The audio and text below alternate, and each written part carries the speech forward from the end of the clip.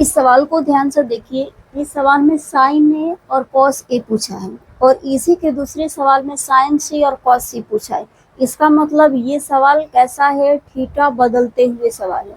यानी कि अगर साइन ए पूछा है और साइन सी पूछा है तो क्या इसके लिए फार्मूला अलग लगेगा, क्या दोनों का आंसर अलग अलग आएगा?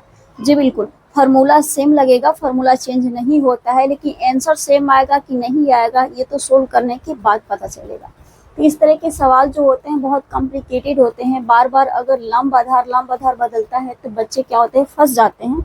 तो आइए इस सवाल को ऐसे समझते हैं ताकि आप अगली बार कभी भी आप फंसे नहीं और बहुत ही आसानी से आप इन सवाल को क्रैक कर ले, बना ले। सबसे पहले हम ध्यान से सवाल को पढ़ेंगे क्योंकि पढ़ने में कोई गड़बड़ी नहीं करेंगे। अगर पढ़ने में गड़बड़ी कर दिए तो हमारे सवाल बनाने में भी गड़बड़ हो सकता है। सबसे पहले दिया है कि त्रिभुज एबीसी में जिसका कोण बी समकोण है, यानी कि हमें ये क्लियर हो गया कि हमारे पास त्रिभुज एबीसी है जिसका बी कोण समकोण है। यहाँ पर ए बी बराबर 24 सेंटीमीटर दिया है, यानी कि ए बी की जो लंबाई होगी वो 24 सेंटीमीटर होगी और बी सी 7 सेंटीमीटर का होगा। तो निम्न का मान ज्ञात करें। आपके सामने दो सवाल है, साइन ए और कॉस ए। दूसरा सवाल है साइन सी और कॉस सी है। इसको कैसे सोल्व करेंगे? तो सबसे पहले हम चित्र बनाएंगे क्योंकि अगर हम चित्र बना लिए तो हमारा आधा सवाल का सॉल्यूशन हो गया, क्योंकि चित्र बनाने से हमारी मेमोरी भी काम करने लगती है और सवाल बनाने का आगे का रास्ता भी क्लियर हो जाता है और हमें समझ भी आने लगता है। तो सबसे पहले हम चित्र बनाएंगे, सवाल बनाने में भी गड़बड़ हो सकता है। सबसे पहले दिया है कि त्रिभुज एबीसी में जिसका कोण बी समकोण है, यानी कि हमें ये क्लियर हो गया कि हमारे पास त्रिभुज एबीसी है जिसका बी कोण समकोण है। यहाँ पर ए बी बराबर 24 सेंटीमीटर दिया है, यानी कि ए बी की जो लंबाई होगी वो 24 सेंटीमीटर होगी और बी सी 7 सेंटीमीटर का होगा। तो निम्न का मान ज्ञात करें। आपके सामने दो सवाल है, साइन ए और कॉस ए। दूसरा सवाल है साइन सी और कॉस सी है। इसको कैसे सोल्व करेंगे? तो सबसे पहले हम चित्र बनाएंगे क्योंकि अगर हम चित्र बना लिए तो हमारा आधा सवाल का सॉल्यूशन हो गया, क्योंकि चित्र बनाने से हमारी मेमोरी भी काम करने लगती है और सवाल बनाने का आगे का रास्ता भी क्लियर हो जाता है और हमें समझ भी आने लगता है। तो सबसे पहले हम चित्र बनाएंगे। तो यहाँ पर हम एक चित्र बना लेते हैं समकोण त्रिभुज का, क्योंकि यहाँ पर दिया था कि बी क्या है, समकोण है। तो यहाँ पर हम बी लिख देंगे। तो जब बी समकोण है, ए और सी आप कहीं भी लिखिए, हमें बस बी के जगह पर समकोण लिखना था, हमने लिख दिया। अब यहाँ पर हम ए लिख देंगे, ए बी, तो यहाँ पर हो गया सी हो गया। अब आपके सामने लंबाई दिया हुआ है कि ए बी बराबर 24, तो हम ये भी लिख देंगे कि ए बी बराबर में क्या है, 24 सेंटीमीटर है। दूसरा बी सी बराबर 7 है, तो हम यहाँ पर लिख देंगे बी सी बराबर 7 सेंटीमीटर। लेकिन हमें ये क्या है, मिसिंग है, हमें नहीं पता है। तो हम क्या करेंगे, समकोण त्रिभुज में पहले तीनों भुजा को ज्ञात कर लेंगे। हमें लंब आधार पता है लेकिन हमें कर्ण नहीं पता है। तो कर्ण को कैसे पता करेंगे? पाइथागोरस प्रमेय से हम पता करेंगे। सबसे पहले हम यहाँ पर लिख देंगे हल, क्योंकि हम इन सवाल को हल कर रहे हैं।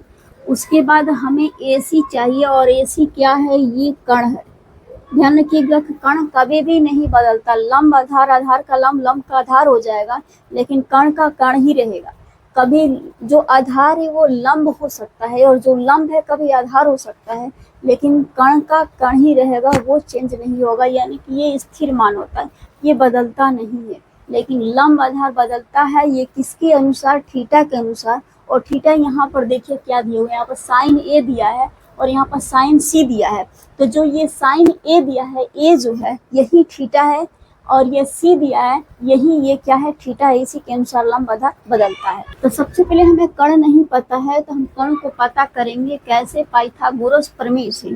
तो हम लिख देंगे क्या कि कर्ण यानी कि AC बराबर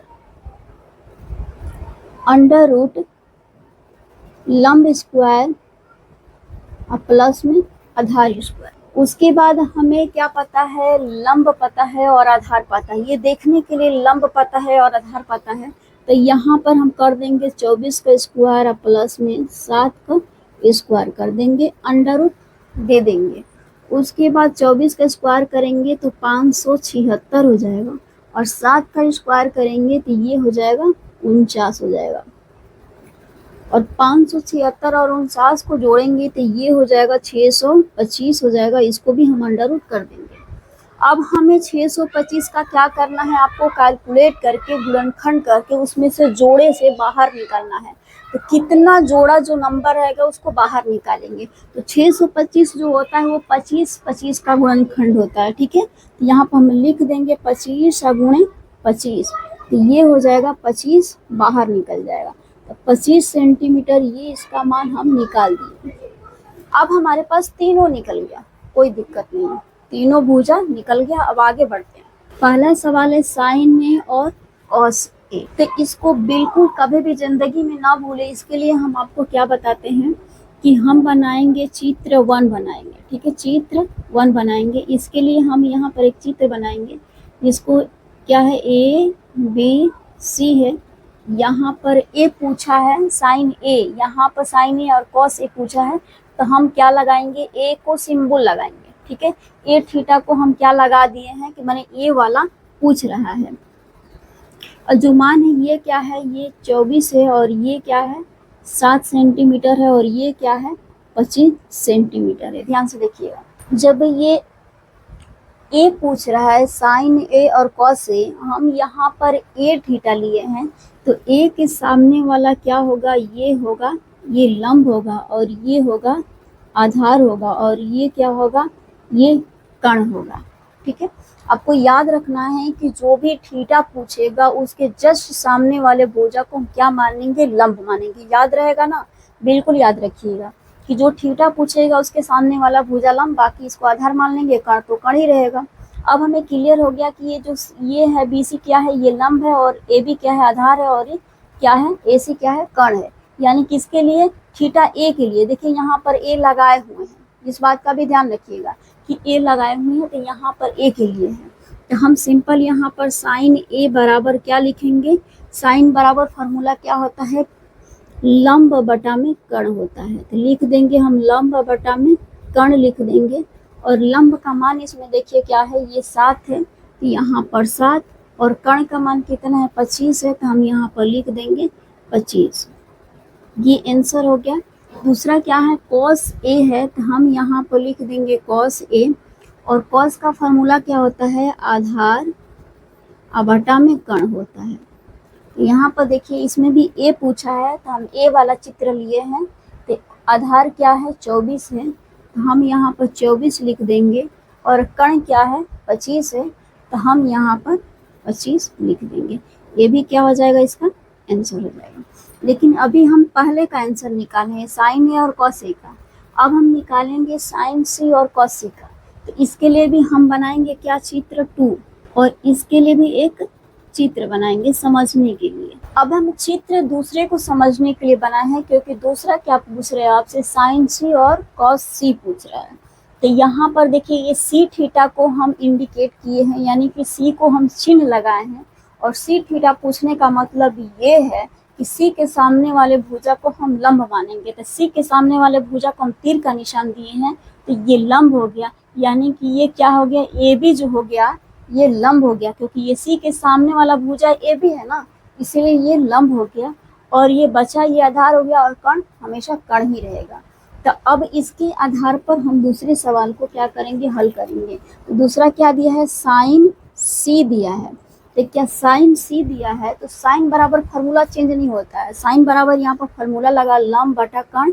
तो यहाँ भी हम क्या लिखेंगे, लंब बटा में कर्ण लिखेंगे, और लंब का मान हम इस चित्र में देखेंगे, इस चित्र के अनुसार लेंगे, ना कि जो चीज इसमें लंब और कर्ण था वही ले लेंगे, नहीं। क्योंकि ये साइन ए पूछा था, ये साइन सी पूछा है, तो हम इस चित्र को देखते हुए इसका मान यहाँ पर रखेंगे। ये क्या है, लंब है ना, तो इसके सामने वाला भुजा ये लंब हुआ है, तो हम इसका मान ले लेंगे 24, और कर्ण का मान कितना है, ये 25 है, तो हम इसको ले लेंगे 25। ये क्या हो गया, ये इसका आंसर हो गया। लेकिन अभी हमें कॉस सी का भी मान निकालना है, तो हम लिखेंगे कॉस सी। तो कॉस का फॉर्मूला यहाँ पर आधार बटा कर्ण है, तो हम भी यहाँ पर क्या लेंगे, आधार बटा में कर्ण लेंगे। अब हम क्या करेंगे, इस चित्र में देखेंगे कि आधार क्या है और कर्ण क्या है, क्योंकि सी वाला है तो हम सी वाला चित्र लेंगे, सी थीटा वाला चित्र लेंगे। तो यहाँ पर आधार क्या है, देखिए 7 है तो हम 7 ले लेंगे, और कण क्या है 25 है तो हम क्या ले लेंगे 25 ले लेंगे। ये क्या हो गया, आंसर हो गया। यानी कि जब भी थीटा बदल के देगा आपको घबराने की जरूरत नहीं है, आप अलग अलग चित्र बना के और उसको आसानी से बना लेंगे, कोई भी सवाल गड़बड़ नहीं होगा, मिस्टेक नहीं होगा अगर इस तरह से आप बना लेंगे तो। क्योंकि इसमें साइन ए दिया है तो हम साइन ए को अलग कर लिए हैं, साइन सी दिया है तो साइन सी को अलग कर लिए हैं, कोई भी गलती होने का चांस नहीं रहेगा।